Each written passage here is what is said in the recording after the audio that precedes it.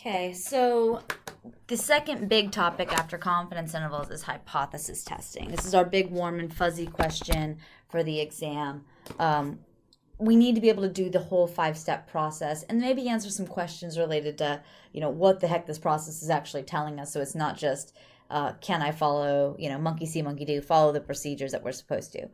But let's just jump into a question and we can kind of move from there.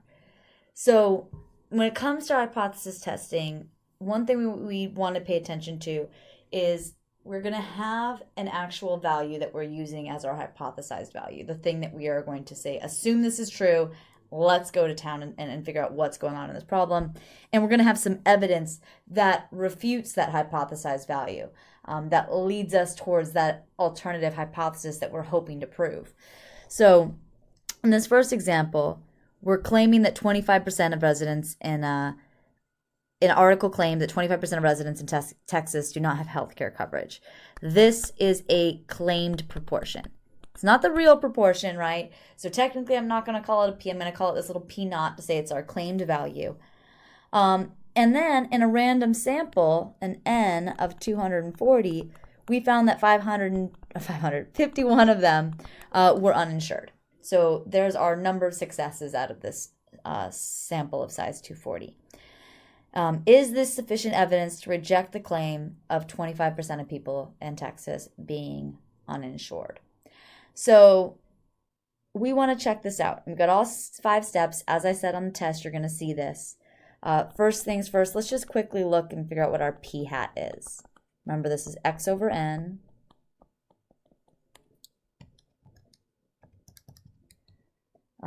Our P hat is equal to 0.2125. So we found around 21 in our little sample. Previously it was claimed in that article that it was around 25. So these are different numbers. The question is, are they statistically significantly different from each other? So that's what we're going to set up here. So our null hypothesis is always good. Oh, not a mu, right? We're doing proportions. A P. Our null hypothesis is going to be that the real proportion is what they claimed is equal to 0.25. Our alternative here, still going to be about P, still about 0.25. There is nothing here that gives us a direction. The only keywords we have are reject the claim. So we just want to show they're wrong. Doesn't matter here that our evidence shows that it might be less. We can't let the evidence decide what we're doing. As scientists, we have to make our decisions and our hypotheses before we get any data. So we just want to show they're wrong. There's actually some number different than 25% of people uninsured in Texas. So what we're going to do, I'll draw it on the side as an idea, is we're going to assume that they're actually right, that the true value is 25%. And we're going to come in and look at our sample. Our sample said it was 21.25. And we're going to say, well, how likely is it that I got 21.25? What's the probability I would get this or something even more extreme than this? We need that more extreme to get at the fact that we are looking at an area under the curve and not just one outcome. This in particular, since it's a not equal to, is a two-tailed test, we're also going to add in the probability on the other side as well. So that's visually what we're doing. Next step, after we decide what it is we're testing, we kind of visually think about what it is we're doing. We want to calculate a test statistic. So this is something that's on the formula sheet. So I'm going to pull up my formula sheet again. Now we're talking about doing a hypothesis test. And this particular hypothesis test is all about proportions. So this is our test statistic formula. So I'm going to go ahead and rewrite that on our thing. So Z is equal to P hat minus P naught all over the square root P naught Q naught all over N. So the only people who need to do this by hand are the people without a graphing calculator. If you have a graphing calculator, you should be going straight to 1 prop Z test. We're doing a test. We're using a Z, right? Using a Z on a single proportion. So that's where you're going. And you're just typing in all of our given information there, and it's going to pop out your Z. You don't have to do any work. If you're doing this by hand, biggest thing to pay attention to here We were trying to figure out how far 21 is, this 21.25, from our 25% we thought was the real value, or they claimed was the real value. The only mistake I see usually from students on this question, or the most common mistake, is that they don't pay close attention to the formula. The formula, your null value, right, the thing we're testing, is what ends up in this standard deviation kind of formula at the bottom. So just make sure these two things match. The most common mistake is to plug in p hat in that calculation instead.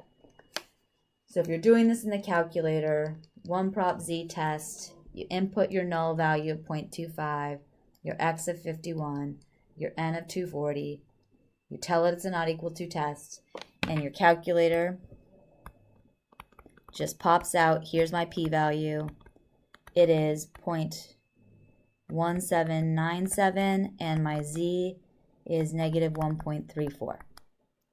You can give me more decimal places, but I usually just stick to 2 on a z-score. If you're doing this by hand, right, if you're somebody who had to do this formula by hand, you need to go look this up in the table. We need to figure out what this area is, right, which is the left side, which is exactly what our table does. So we look up negative 1.34, and we get, is that right? I feel so good about it, but it's right. 0.0901.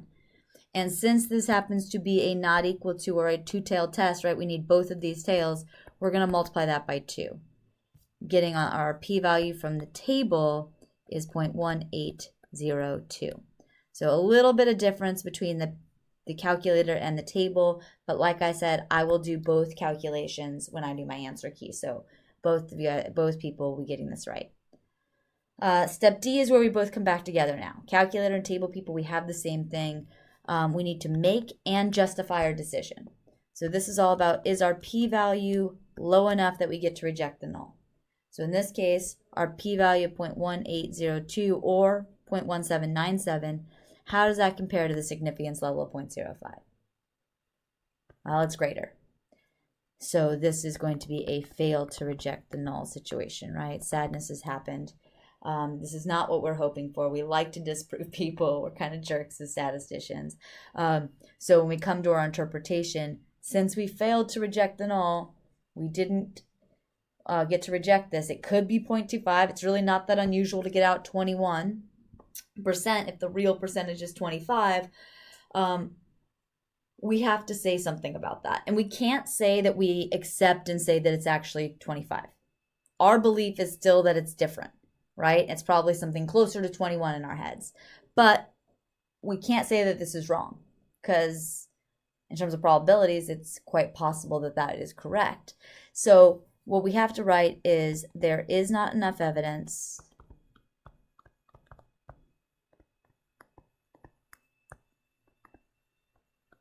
and our final conclusion here has to be about this alternative.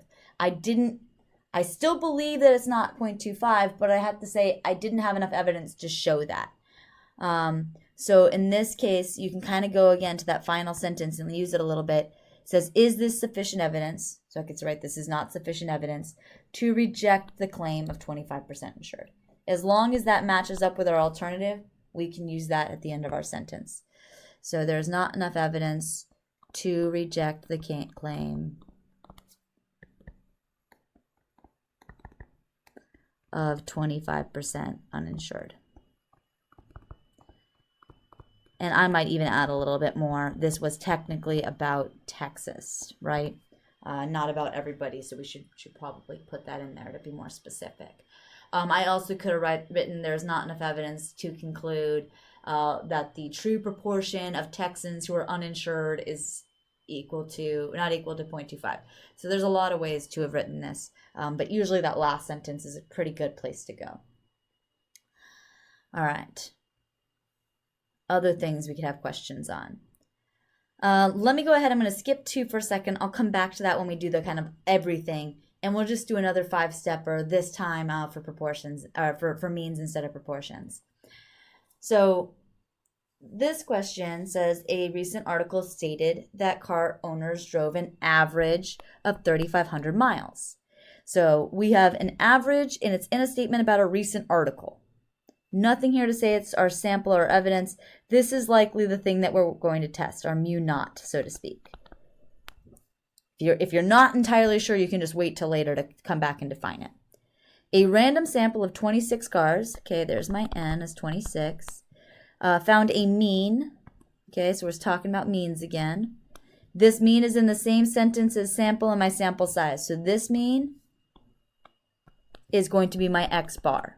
This is my evidence, right? This is the thing that's telling me, oh, those don't look very similar, 3,500 and 3,375. Are they different enough that we can say that that average is wrong, right? And with a standard deviation of 255. Notice the standard deviation is in the same sentence as my sample mean, the word sample, my sample size. This is a sample standard deviation. This is an S. Since we're dealing with an S, if you were to go to your formula sheet again, we're doing a hypothesis test. It's for means. This is the formula that has an S in it, the one with a T. We are going to be doing a t-test, okay? So when you come back here, you want to be able to say, okay, this is a t-test. Before I even get started, I know that. That's the one that's going to be on the test, right? It is impossible to have a sigma, so why would I have you guys on the test do a z-test? It doesn't make sense. So we get to our final sentence. Is this sufficient evidence to show that the mean travel distance between oil changes has decreased? So we also here have a keyword saying we want to talk about decreased. So let's set this up. Our hypotheses. First off, the article is correct. The mean is actually 3,500 miles. The alternative, and what we want to show, right? We want to show that it has decreased. The mean is 3,500. Technically, I'd like to say that the travel distance is smaller than what the people said in the article. All right. We have our evidence. 3,375 is less than 3,500, so it appears that that's the case. The question is just, is it so unusual that we can really make this claim or state this and say that there's evidence for it? So again, we could kind of draw a cute picture to say what's going on. Even though it's a t distribution, the t looks almost identical to the z, especially with how crappy my drawings are. So if we assume that the actual travel distance is 3,500, the question becomes, is 3,375 unusual? Is this something that is unlikely to happen, right? What's the probability of getting that out, or something even smaller? So step one is calculating a test statistic. How far is that sample mean from our expected mean in terms of standard deviations? And this is something that your calculator is just going to pop out in t-test unless you're doing this by hand. I'm going to go ahead and do it in my calculator. So here we go. Oh, I almost put those in backwards. 3,375. Oh no, I'm just pressing random buttons. Terrible things are happening. All right, Sx is equal to 225. My n is 26, and we want to do a less than test, so we calculate. So according to this, if I did my x bar minus my mean divided by my standard deviation divided by the square root of n, my t that I should get out is negative 2.83. Makes sense. Look at our cutoff. It's below, so we should get out a negative t-score or z-score. All right. So unfortunately, I am not going to get through this in my 15 minutes for my free program. So I'm going to stop here, and I'll catch it back up in the second video.